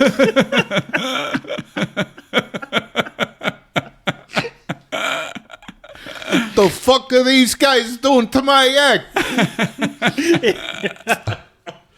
Yeah, I think that like when you're that successful touring as a live comic, why would you give that up to do this show? But I think the thing to keep in mind, because then you would kind of go, well, yeah, Andrew Dice Clay, I would hang out with Andrew Dice Clay. Like, if you're that person in that time thinking, like, yeah, successful guy. But this guy is Andrew Dice Clay, but he's seemingly not. I mean, because he's basically asking people, and then whenever he finds out they don't have a car, he sort of, like, goes away from them. He's, like, he doesn't seem cool. Like, he doesn't seem like, which is that sort of thing that is like, wait, this guy gets chicks? Right. And... because you're like, I don't think he gets chicks. And then he's like, yeah, da-da-da. And he's like, does he get chicks? But then every example, because even in 2, he does a thing. He like comes on to these women when they go to the bar in a way that's like, oh, I don't think that worked. It's an interesting dynamic because it doesn't feel like he is victorious with the things that he does. So it's interesting to sort of, you're trying to figure out, is this guy, even though he's sort of this person in the real world, when he goes out, is he successful? I think, is he? This is a fantastic point, Ronnie, because it is like, and that's part of the reason that character. I feel like I'm barely invested in John at the end of this pilot, other than the thing you're sort of saying of like, this is a character in pain from the credits on. Mm-hmm. That character is like an example of usually they would try and find a way to buy it back in network television at this time. They don't really buy it back. Mm-hmm. He seems like a buffoon.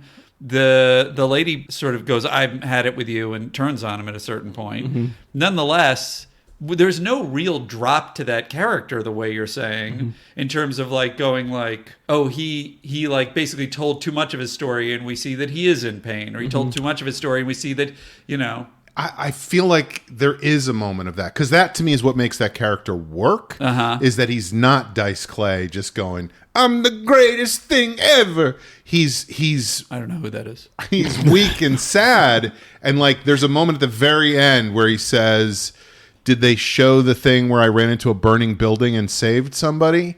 And they go, "No," and he goes, "Yeah, that's good because I told him not to show that." Like, clearly he's lying, and yes, that's true. And I guess that was the overall takeaway I had from that guy, was like, this is 100% like neurotic insecurity and building up your defenses. I guess I would have liked more of that drop in Earlier. his story about his breakup as it is, which I think is he's saying that she was jealous, implying that he was, you know, cheating on her with, I assume, a lot of other women. But that only kind of bolsters his mythology more. Right. And I would have preferred some story where he's talking about, yeah, and then she left and she said, you know, that I was, whatever it was, whatever the issue was, that was like something that showed his vulnerability. She said, "I would. By the time you read these lines, I would say I'll be gone, but you can't read. So, Right. sorry, You can't read. Like, but even to your point on the last thing, it's interesting because even in that, it didn't seem to me, I didn't read it as such where he's going, hey, I this thing, I'm lying because I'm insecure, but I'm trying to sort of like say this thing that impresses these people. I read it more, and maybe this is a bad read, where he sort of comes out and he's do this last ditch effort thing that's like, hey, the Red, the girl who he's calling Red, and he's like, I mean, did they do that thing about the burning building? I'm a hero. And it's like, nothing. All right. Hey, you want to go get this thing or whatever? Like, as opposed to sort of this thing where it's like this last ditch effort to sort of like make himself look good in front of the group, as opposed to this thing that's, I'm going to tell this lie. Now, it doesn't really work because he doesn't sell it specifically to anyone. So it's not like he's like saying this thing and looking like, or like looking to the girl specifically like, and she doesn't do the thing being like, whatever. It's just sort of like a thing that he says. It kind of hangs a little bit and then they leave. Right? And I got to say, Ronnie, I read it the same way as when he because I do feel like the subtext great. is he's Let's tilting gang it. up on Sean. I mean, Sean couldn't be more wrong. Right. And Yeah. I really feel like you and I should Honestly, get coffee as an and archaeologist, hang you need out. to do some more digging. Indiana Jones, you are not. That character's name is Kate McCarran. It's played by Isabella Hoffman. And since we're sort of on her, what is everybody's take on that? It just seems... Also, just for the listeners at home, if you're wondering why I don't know anybody's names, and After being such a diehard Andy fan. and Sean seem to know everybody's names, they also have papers and stuff with this information. I'm just going off the dome. we are using crib notes, Ronnie, but we also didn't set ourselves up clearly as I am the number one Dear John fan. I mean, I didn't set myself up that way either. You guys did that. You put me on this Dear John pedestal. I also have such a John head. I have an Isabella Hoffman tattoo on my left shoulder. So, I mean, we can talk more about all these characters because that's basically all that happens in this entire scene after Louise Mercer, Played by Jane Carr. comes back into the room. Then all we do is we get introduced to each of these characters. That's the whole rest of the episode.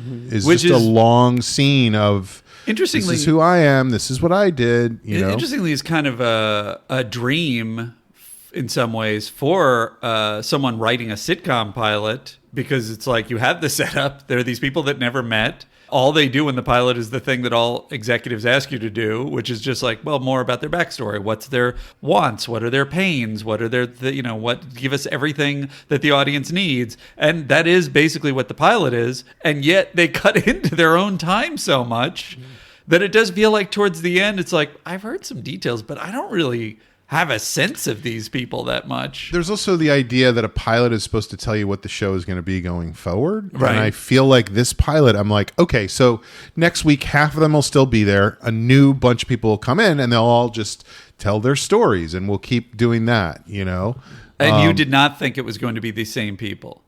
No. I'm just saying, like, it doesn't give me any idea of where the show goes after this. Well, that is what's fascinating, and I can see your impulse to watch episode 2, which was something that I actually would be interested in watching a few more episodes of this. So I don't know if we do that for the Patreon. I also would be interested in watching the original British show, because you were sort of referring to kind of like, is it more kind of British style, kind of play it broad or whatever, and see that. You haven't watched the original, have you? No. But yeah, it's very odd, the amount of time they spend explaining who they are, that I don't have that much of a vibe of where it's going at all. It's kind of the opposite, all of us being improvisers, of scenes tend to work better, and they sort of say when it's not a transactional scene or something, because you should give characters history, so you can kind of, you're hitting the ground running. Mm-hmm.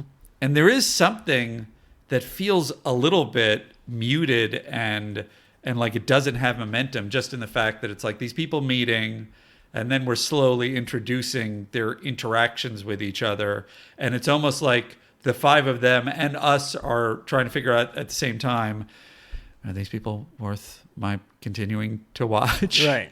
And I don't know what the argument is that they are in this pilot, Well, other than Judd Hirsch is in it. it's like that. It's like if you have ever conceptually came up with an idea for a show, and you're like, oh, by episode 3, I could do this idea, and blah, blah, blah. And so you think that there's this thing where, and at another point, I'm going to be able to sort of expand upon this character, or like give a little more tidbits about this character that maybe you can't disclose in the pilot.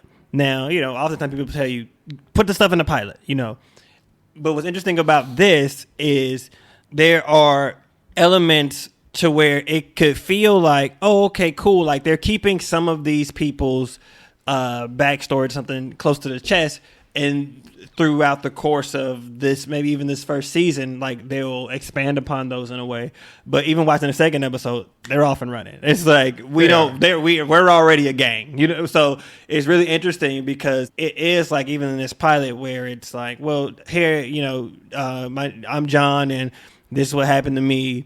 And then it's like your story, and the woman's like, I don't want to say anything about mine. I'm about to. Oh, no, I'm not saying it. So it's like, okay. So you assume that her story is just a regular story. It's like not funny. So they go, not yours. And then the guy is like, oh, okay, like, oh, my wife, she so on and so forth. It's like, okay, cool. This guy cheated, so obviously his story. And then it's like, all right, this guy, now his is funny, so we have to delve into these. And then the older ladies, her setup is funny, so we dig into that. But it truly is like, it's like this is just a sort of backstory for essentially the overarching thing, which is a bunch of lonely, sad people who don't have anybody else, who sort of get their strength from one another. Because in the second, it becomes that's why we're doing this podcast, by the way. So it's interesting because it's like this is the catalyst, so to speak, but they don't actually dig into that in a way that makes it feel as, I'm going to use the word powerful, but or just even as specific in a way, as opposed to, well, this is how we got here, but this only serves as a linchpin to sort of get us into what this essentially is, which is a multicam comedy of a bunch of sort of like kooky people, and then you get to sort of like experience their different styles of kookies in these different scenarios under the guise of, but we all came together because we're all divorced. Even though that doesn't play as, I don't know, so maybe it does if you watch more episodes, maybe that comes in a lot more than what it feels like, but it doesn't feel like that becomes like an overarching thing that they keep hanging on to. It just feels like sort of superfluous. Like this is why they came together, but it doesn't really matter. Right. It could have been that their names were all the same or something like that. So it's not, the structure of the show is not as based on their meeting every week in a room and talking about stuff. They're meeting in a room and talking about stuff, or talking about their divorce or what they're doing and their divorce. They're coming together, and they might start from the room, but then they will go off, or they'll do something else. They've become friends, and right, they have become adventures friends, together. or even not even friends. They become Enemies. become Dependent dependent and responsible, or the feeling of responsible for Right. other people, sort of. Because even in the second episode, like when they go to the bar, they're like, "Oh, where's so and so? He's supposed to be here." And the guy's like, "I don't know. He was on the phone and he was all sad and crying and stuff. Said he couldn't make it. I don't know. I'm checking out the chicks, right?" And he's like doing that thing. So they're like, "We got to go to his house." So they go to his house. So and something actually happens in the second episode. Yeah, essentially. But it's basically like, okay, cool. We're going to go over to his house to check on him. So then Judd and Red goes over to his house. It's Kate. Isabella Hoffman. Come on, so guys. Judd and Red go over to his apartment, and he's like sad and crying. And then there's like, and it's interesting because if you watch episode 2, I think you would also have problems with it because the sort of catalyst of what he's sad about doesn't really get resolved in a way. And even in the end, they still do stuff that reinforces what his problem is, but then they just sort of black screen fade, like we're all together, and then it's like the end of the episode. So you're like, but he's happier, even though he's still experiencing the same things he was experiencing before. That's kind of bad. Because now he has friends. Right, and that's essentially the thing is like it's like, so it feels like it's that type of show. It's dealing with melancholy in a weirdly effective way. He used to be 1, then he was 2. Now he's 1 with everyone. I don't get it. So it's interesting in that way where, yeah. You look like you got sad at the end. Yeah, because I mean, I think we're all just sort of, maybe that's why I relate, because I think we're all just sort of looking for people to be like, right, like we're all, you're okay, we're all. I'm sure that was the heart of the pitch. Are there any sexual problems? Catchphrase. They said that a lot, way too many times. And that was a problem I had. Was there was a couple of things like that where it was like they kept going to the well on this one joke idea, and it was like, okay, I get it. Right. Like this essentially is a type of pilot where I would write and then there's like gags and stuff or stuff that I feel like is funny all the way throughout the read, but then the note you would get back is, yeah, man, but what's the story? That's what I'm saying. And like, it there's feels no like, story. yeah, they just sort of was like, cool, here's the setup of what the thing is, and then I hear the bunch of jokes till we get to the end. Right. And you're like, oh, okay. Like, and so to me, I'd be like, I could have did this. This is great. You know what I mean? But I also understand the note that it's like, yeah, but it's not sort of like the story structure of an actual good show. But you're like, okay, well, you know, in hindsight though, they're like, they had 4 seasons, you know, so. Well, that's what's crazy. Right. It was 4 seasons of television. And it seemed so thin. Well, and I it's don't not. think it has to be thin, even with this setup. Like the setup of these people in a room and they're depending on each other. Because you're right, the emotional grounding of it is there, and it clearly was effective for Ronnie Adrian as a little boy. But it just seems so sort of slow. And granted, it's a pilot. We got the numbers on the 6-year-olds from South Carolina, and we're doing gangbusters. They can't turn it off. But it just seems like there's not enough emotional momentum. And so I guess, but you know, the survival of this show supports your experience of it, Ronnie, which is these people coming together and depending on each other and sharing their pain, even if it's in this superficial kind of wonky comedic way, was enough, clearly. It's weird because I look at that and I know what you're saying, and obviously it worked, so they kept it going, which is fantastic for everybody except the guy who played the brother-in-law. Although he then got to do other things. He was on Sopranos. But I also look at it and I go, well, it's not also like I look at it and I'm excited. I'm not like, oh, these are fucking amazing characters. I can't wait to see more about them, because I didn't feel that. The milquetoast guy, Ralph Drang, Harry Groener plays him, who is also Mayor Richard Wilkins on Buffy. Very scary character. He's very good. He's funny. It's a good. That's a more well-defined character. And to Ronnie's point about like, all right, well, we're going to hear more from him because we have a funny thing that we built up about him. Yeah, this is the guy we're interested in writing for. Right. You know, like that sort of writer room thing. Be like, do we get the Ralph for Ralph? Like, Right. oh, what if Ralph does this? And everyone's like, yeah, but what about Red's character? And you're like, We have Judd Hirsch. Why are we writing for everybody else? you know, like. So, like, he's funny, and clearly to see someone you could throw the ball to. Kirk Morris is that character is so broad and such a sort of shadowy reflection of Dice. You know, to know. You're just like, how can he sort of do his? So what would he say? I don't know. He sees a woman and he's like, yeah, like something.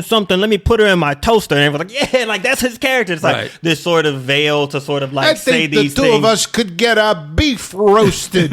You know what I mean? Like that sort of thing. It's like, okay, great. And it's like, and then, you know, the old woman writes herself because it's like, well, she's old. So anything we make I her know, do is that- like, that what- killed me. she's doing Yeah. this, right? Because even in the second episode, it's like, she has a moment where it's like, this is a laugh moment because it's essentially like, but an older woman doing this? Yeah, like, it's yeah. like that thing. So it's like easy. It's like Right. easy to write. And that was classic. Right. Bonnie Filbert, played by Billy Bird, who's just another one of these people who just like has probably played this exact part in like 900 different things. Right.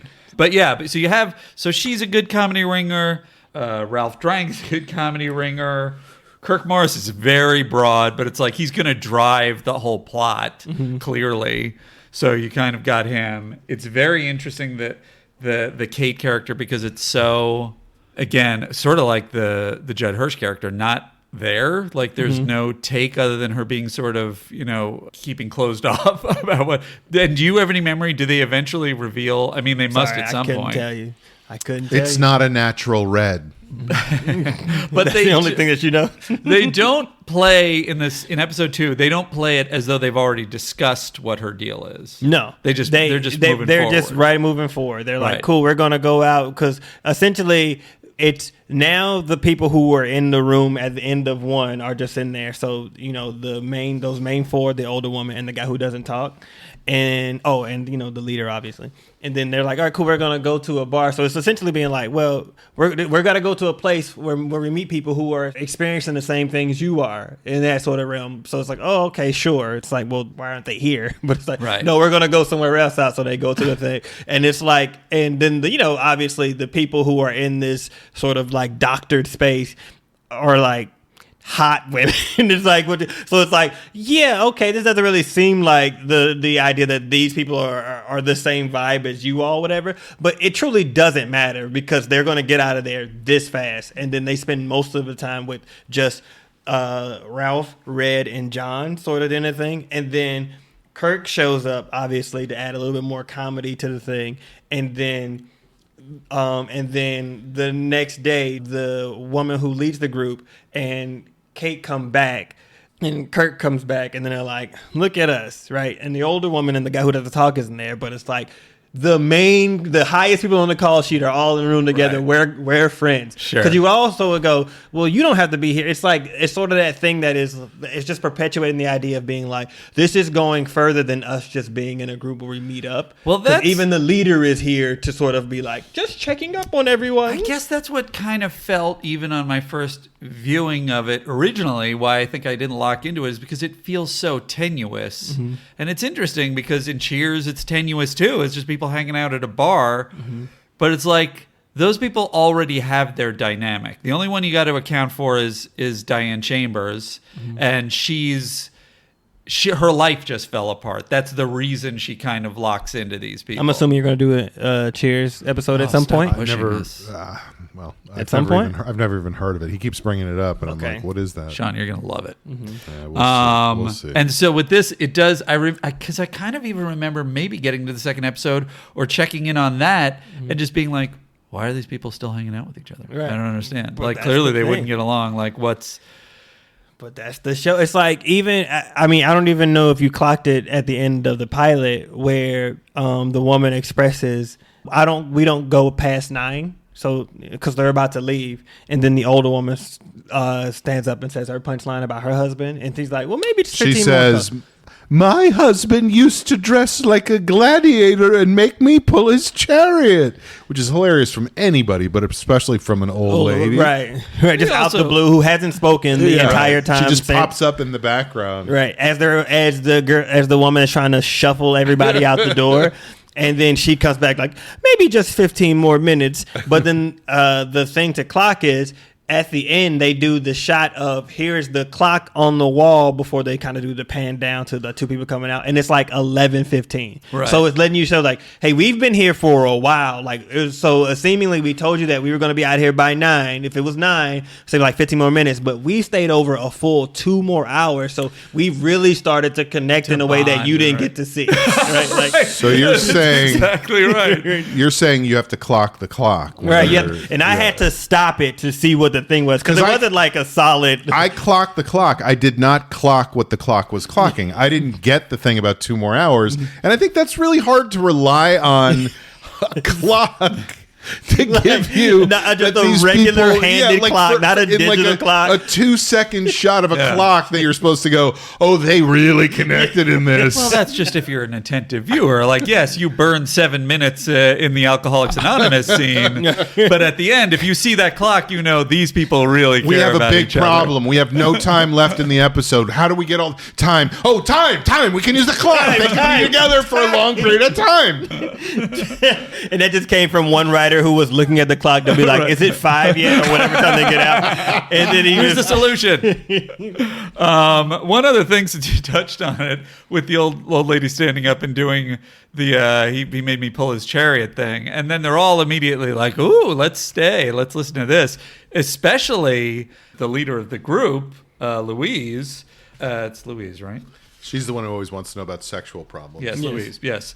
But what's interesting is Louise's story is this thing that's like her husband had strange desires involving a camera, stiletto heels, and a bullwhip, and the group is kind of like, oh, we don't want to hear That about this. really cracked me up. Let's- Like this is such a crazy weird thing. Yeah. and they're like, oh, we're uncomfortable. We don't want to Yeah, hear it. And yeah. like Kirk is the only one who's sort of, to his credit, not kink shaming her. Right. He's just sort of like, like, what's the problem? What's the problem? And everyone else is sort of like, oh, we don't want to hear about it, obviously. Mm-hmm. And it's like, well, it's obvious if she didn't want that, but she's sort of just stating it as though you get it. Right. And so it's like, if that's the room stance, then when you get to the chariot thing, how come it's like, all right, everybody buckle up, Right. let's hear it. It's like the same bit in the opposite direction. I don't think they do. I think they leave a lot of meat on the bone for some of the more eccentric characters for sure. Because I don't even feel like Ralph's character, we were fully exploring his thing, but they sort of like go, we don't have that much time. So they kind of move on to stuff. Right. Or in a way, so because even in the second episode, like I said, it's like, oh, okay. It's like, oh, this didn't really get resolved in a way. They kind of go, hey, it's TV, baby. We don't resolve stuff. We just see you next week. You know, and it's like, I don't know if because in the second episode, I do think there is a resolution to what happens, but you have to clock the sundial they show at the very end of the second episode to understand how much time has gone by. What's funny is you say that, but the thing is, a sundial would be very, very. It would make sense in sort of the plot point of what that episode is. Sort of a dissolve of the shadow going from one number So you to say another that, but I number. think it is a very fitting reference for that episode. Oh my God, look at the time looking at the shadow. One other detail about this episode is that it was directed by James Burrows, who is maybe the king of multicam directing. It's Taxi, and I just can't even start to list all of his credits and all the things that he was part of the origin story of sitcoms. And I do feel like there aren't too many, even though we've sort of commented on some of the broadness of the performances, I don't think there are too many missteps that you can point to in terms of the tone or the blocking or anything like that. It does flow from a directorial standpoint. Yeah, no one's bumping into each other for sure. That blocking is incredible. Can you stand up a little faster when you say the gladiator thing? I know you're old, but just get up. Get up. Also, just to dig into the backstory that John does mention, his origin story is that Mike Roberts, his old friend, who I get the sense was in the service, came home. He was his. I couldn't figure out if he was saying he became his best friend after he moved to town. I think he was originally his best friend. I think it was originally his friend. Okay, But- At least we knew that much. Right, but when he said, this is one of those jokes I thought they went to way too often. When he goes, then she slept with a guy who I thought was my best friend, and the woman goes, goes, "Why?" why? And he goes, we went to basketball games together. and then she goes, Oh, and then he you goes, meant- oh, you mean why did she leave me? Yeah. Oh, right. She left me for a man that I thought was my best friend. Why? We used to go to basketball games. Oh, you mean why did she leave me? Did I phrase that badly? It's such a soft joke. Yeah. It's such a sort of unfinished joke. They went. This is the second time they've gone Right, to that. that's what I well. mean, like- and so it's like, again, maybe they were trapped into it with that character.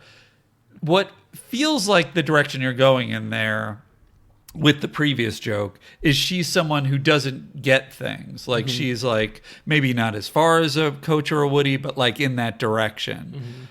But they're like clearly going, no. She just misphrases. She has a little bit of awkwardness. And I'm like, all right, that's not a strong comedic game. But here's a marginal amount of awkwardness. But here is why I think now is a problem, because you see that and that's your interpretation of it, and this lets you know, oh, maybe they didn't rather give her enough of a thing, or because my interpretation then would have been it's sort of you say the thing because when he said the thing earlier, then she got really snappy about it and they had like a real thing about it. So in that one, my interpretation is like because she was sort of fiery about their back and forth and him being nitpicky, and it's like, all right, that sort of thing. When she said that, I was reading it more just like a bad read of the notion of being like, oh, did I misphrase that one wrong too? Like almost about to jumpstart She another was trying to argument be between the sarcastic two. back to him. Sarcastic, Yeah. but it just didn't read that way because it was like line, but we were already sort of like back to Judd. You know what I mean? Like That to where was- we didn't really get to like live in that sort of have that moment where Which is just also to that point, it's like if that's what you were going for, and it's like, well, it's too many crowded. We have too many things to do.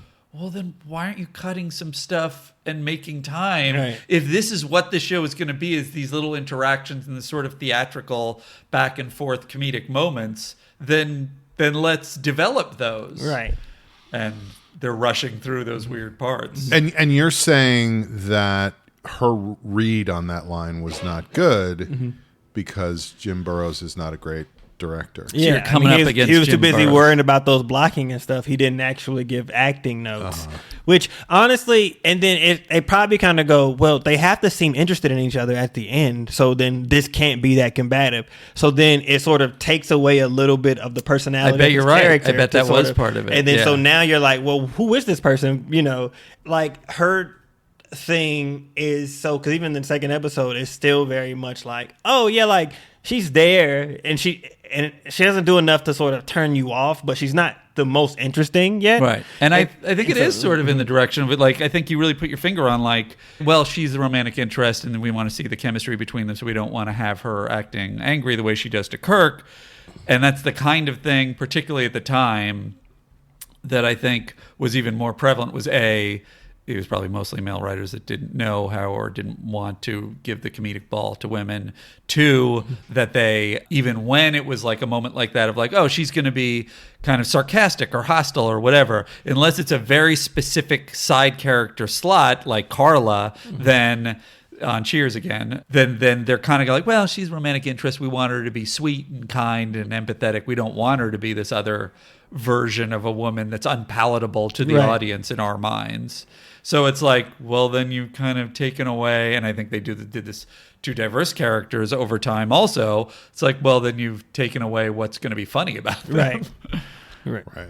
Here's one more thing I just want to point out Okay. because John tells his whole backstory. Yeah. And I just want to point out that when his wife kicked him out of the house, they were living in New Rochelle, which is, of course, where Rob and Laura Petrie lived on the Dick Van Dyke Show. And it's known for being only 45 minutes from Broadway and also it is a very philandering town. That's the town that I grew up in, and everybody is just sleeping with each other all the time. Oh yeah, there's a lot of that happening. Okay. And I would 100% bet that was somebody sort of wink to the Dick Van Dyke Show. Do you think so? I would say so. I would People do that agree. all the That's my time. instinct. I think that would be what that was. Or you might be right, or it's like somebody from there going, I'm just going to reference my... But yeah, you're probably right. It probably was a reference to the Dick Van Dyke Show, which I think we should, at some point do the Dick Van Dyke Show. I don't know that show. You should have a at some point list just so you don't forget all your at some point shows you're going to do. Remember when Dick Van Dyke trips over the ottoman and he goes, "Oh no, I've tripped." I've fallen and I can't get up because he's old. Yeah. I mean, he's still alive, so you might can have him on the show. That's true. Still going at like 100, Yeah, right? he's like, and seeming like not stopping. Yeah. Now, I feel like this is sort of where we would wrap it up. You sure? want us- You don't want to keep going? This is like, what is it, like Just 3 on this hours? half Like, what hour. is this? I was like, this is going to be a quick podcast because there wasn't that much that happened in the episode. So this was great. Bunch of long windbags. So this has been really fun. Thank you so much, Ronnie, for joining us Huzzah. with your very favorite show, Dear John. to Yeah, talk I about can't it. believe that's the show that you So love more than any interesting. other show. I mean, sometimes stuff just speaks to you. I And- see you changed your T-shirt from Brother Son to Dear John. Yeah, you sold me on it. Thank you for letting me go out and get it from the shop real quick. From the TV We've been shop. talking so long. You had all the time in the world. If you would like to reach out to us, you can do so at copilotstv@gmail.com. Send your comments, questions, suggestions, anything you want. And if you'd like to reach out to us on social media, we're also at Copilots TV on all your local sources. Feel free to join the Patreon. Maybe we'll be doing a Dear John UK episode. Maybe we'll go to episode 2 like Ronnie did. Who knows? And every week we like to read a review or two. If you give us 5 stars on any platform, then we give you your pilot's wings. Those are, of course, not real pilot's wings. We're not sending anybody anything. They're just metaphorical pilot's wings that you can enjoy. Do you find that confusing at all, Ronnie? No, I think even just hearing it now, that's what caught me up to why you were making flying references in the first place. Because it was like co-pilot. I was like, oh, because at first I was like, yeah, I guess. But I'm like, what's he talking about? But now it caught me up. And you were I just was thinking confused about at first. Now I'm caught up. You were just leaning on more of the TV pilot element. Yes. Yeah. And there I you was go. like, he mentioned wings earlier. Was that something? You're yeah. thinking of all the shows that shoot 2 pilots and then only use one of them. So that being said, Sean is now going to read one of our recent reviews. Yes, this is a 5-star review from somebody whose username is Dog in Profile Photo, and there's no photo here, but I'm sure we could guess what it is. And it says, "Who can tell when they are serious? Fun podcast with a couple guys you think might be knowledgeable about TV pilots, but who can tell for sure? Out of the gate, they put up a great show and then torture us with Puchinsky, which I'll never forgive them for." So not a glowing review, but congratulations on getting your pilot's wings, Dog in Photo. Thank you all for joining us. If you could please bring your seats to their upright position. Okay, it's the trays, not the seats that go The upright. seats go upright too. They always hassle you about the seats, and then they say, press the thing, and then they kind of yank it behind you. And I don't know. I'm on different planes from you, I guess.